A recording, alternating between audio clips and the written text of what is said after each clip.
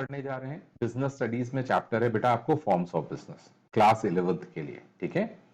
तो ये third video है और basically second form of business है, सेकेंड फॉर्म ऑफ बिजनेस है और वीडियो नंबर जो है ये आपका थर्ड है, ठीक है। तो इसके पहले अगर आपको सोल प्रोप्राइटरशिप के बारे में समझना हो तो आप पहले के 2 वीडियो देख लीजिएगा प्लीज, ठीक है।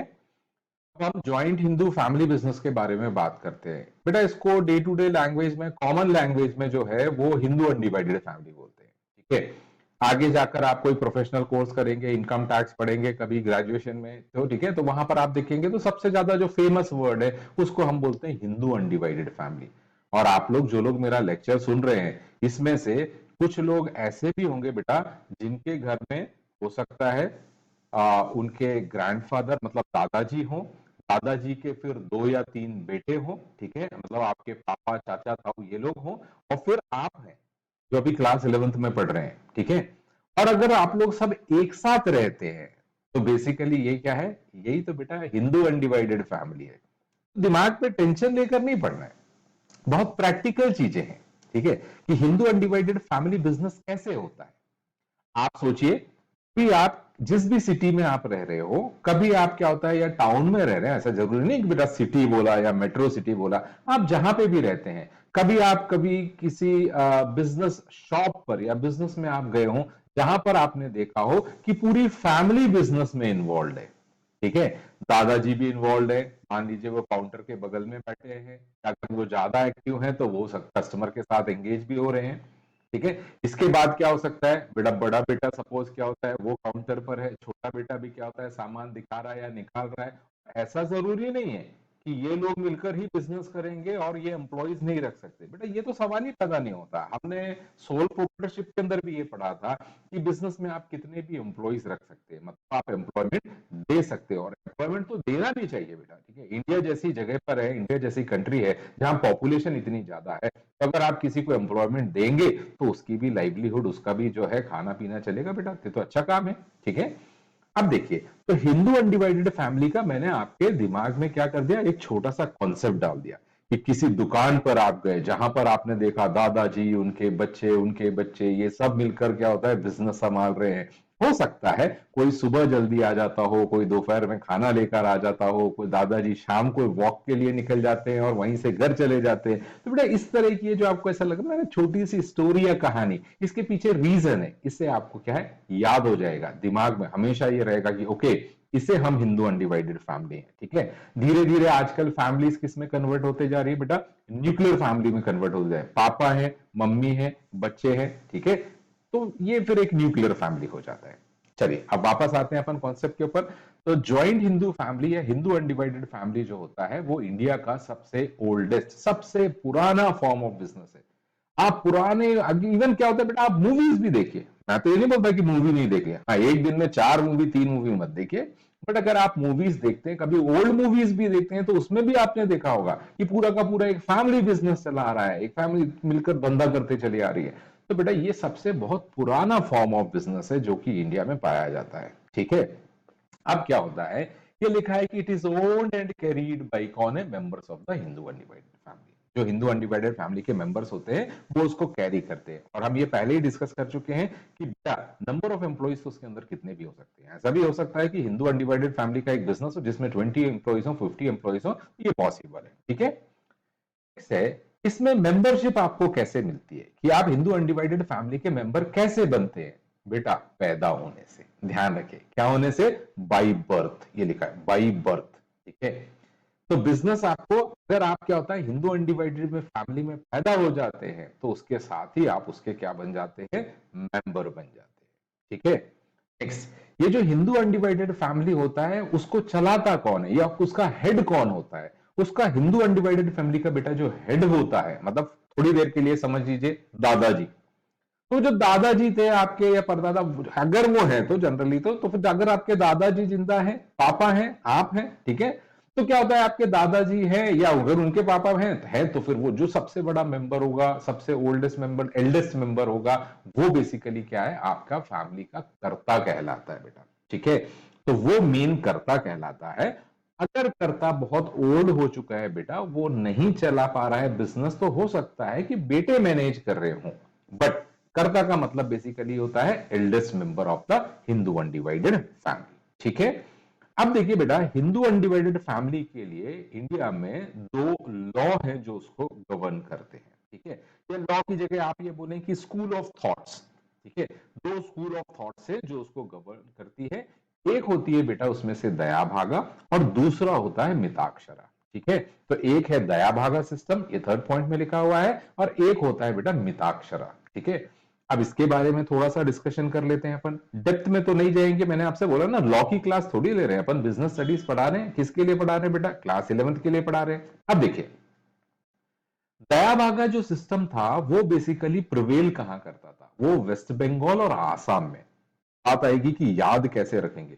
मैं तो वेस्ट बंगाल में भी रहकर पढ़ चुका हूं। ठीक है, तो थोड़ा सा जो लैंग्वेज होता है ना, टर्म, बोलने का तरीका, उससे भी समझ में आता है। दया भागा, भीषण मीठा बंगाल, मतलब उसको मैं कोरिलेट कर लेता हूं कि दया भागा जो है वो वहां से है। और मिताक्षरा तो क्या है, दिमाग में क्या रखा मैंने?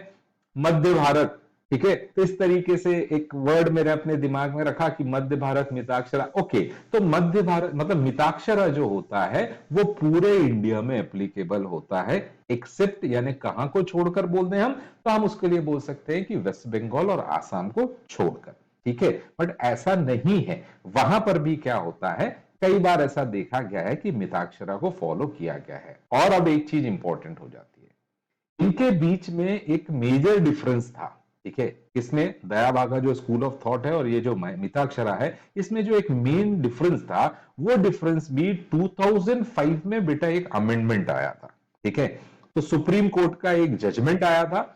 उसके बाद क्या हुआ, वो भी फोर्थ पॉइंट के अंदर मैंने लिख रखा है, देखो बेटा हाईलाइट कर रखा हूं, नीचे कर रहा हूं उसको, कि 2005 में एक सुप्रीम कोर्ट का जजमेंट आया था।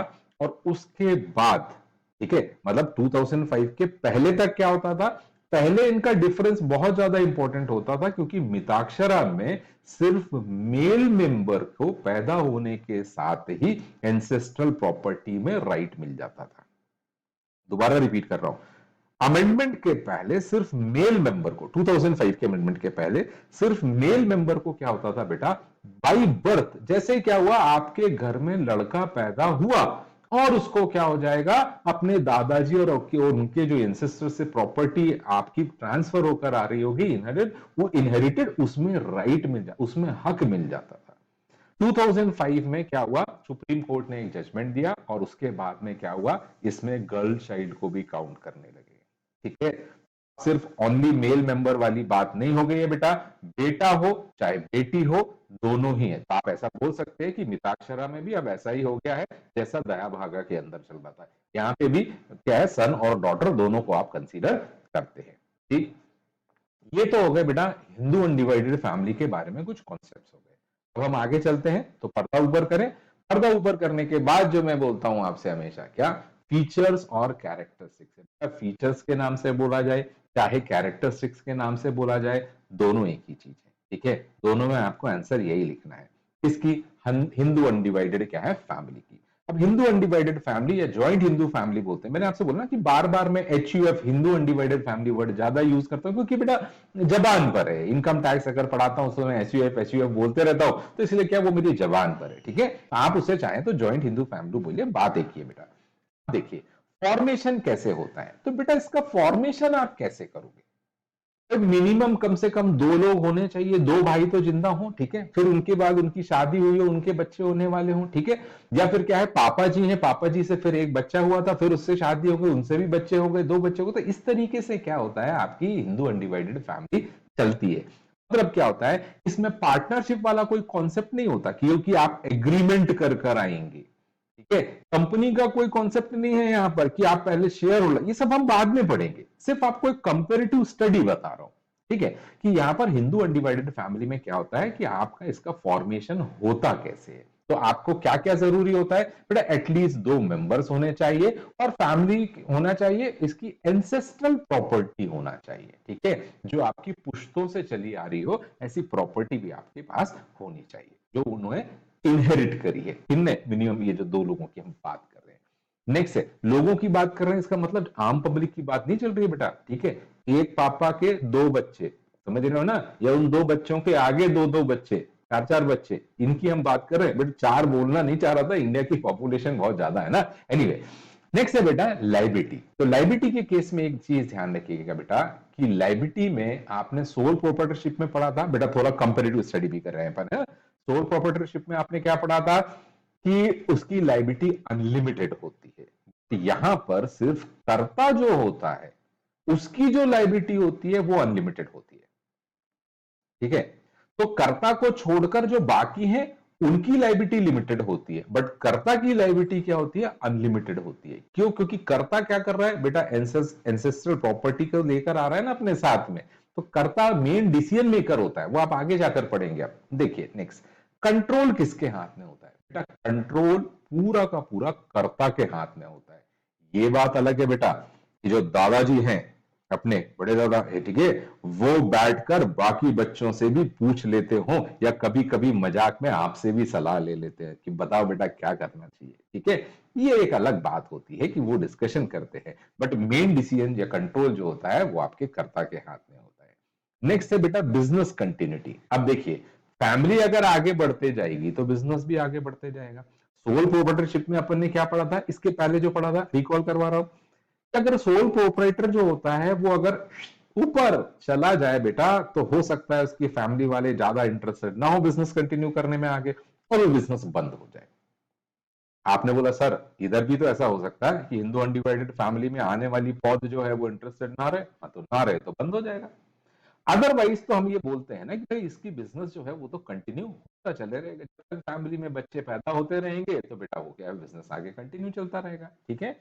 नेक्स्ट है बेटा माइनर मेंबर के बारे में हम बात करते हैं। तो माइनर मेंबर का मतलब क्या होता है बेटा, बाई बर्थ, बाई बर्थ आप क्या होते हैं, एंसेस्ट्रल प्रॉपर्टी में राइट आ जाता है। अब ठीक है, मैं सिर्फ मेल मेंबर नहीं बोलूंगा, आप ये चीज ध्यान रखना, क्योंकि मैंने आपको जब लेक्चर चालू हुआ था तभी एक बताया था कि 2005 में एक अमेंडमेंट आ गया, ठीक है। तो अदरवाइज क्या होता है, पुराने कुछ जगह पर अभी भी वो मटेरियल अवेलेबल है, इसलिए बोल रहा हूं बेटा मैं आपको, ठीक है। तो एक चीज का ध्यान रखिएगा कि जो माइनर होते हैं वो पैदा होने के साथ ही एंसेस्ट्रल प्रॉपर्टी में उनका राइट क्या हो जाता है, डेवलप हो जाता है, ठीक है। तो वो एग्जिस्टेंस में जैसे ही वो आते हैं, ठीक है। तो inclusion of individual into the business occurs due to birth in a Hindu undivided family. यहाँ कोई आपको एग्रीमेंट करके एंटर नहीं होना रहता है ना बेटा, बस आपके पापा मम्मी ने आपको पैदा किया तो भैया आप क्या हो गए, ज्वाइंट हिंदू फैमिली में आप भी एक क्या है, मेंबर बन गए, ठीक है। तो इस वीडियो को हम यहां पर स्टॉप करते हैं, और इसके बाद इसका सेकेंड वीडियो हम बनाएंगे, और उस सेकेंड वीडियो में हम क्या पढ़ेंगे, हिंदू अनडिवाइडेड फैमिली की जो मेरिट्स या डीमेरिट्स होते हैं, जब आप as a Hindu undivided family business करते हैं तो उसके क्या है, मेरिट्स क्या होते हैं और उसके लिमिटेशंस क्या होते हैं, ठीक है। तो वो नेक्स्ट वीडियो में हम डिस्कस करेंगे। Bye bye, take care and enjoy your studies बेटा।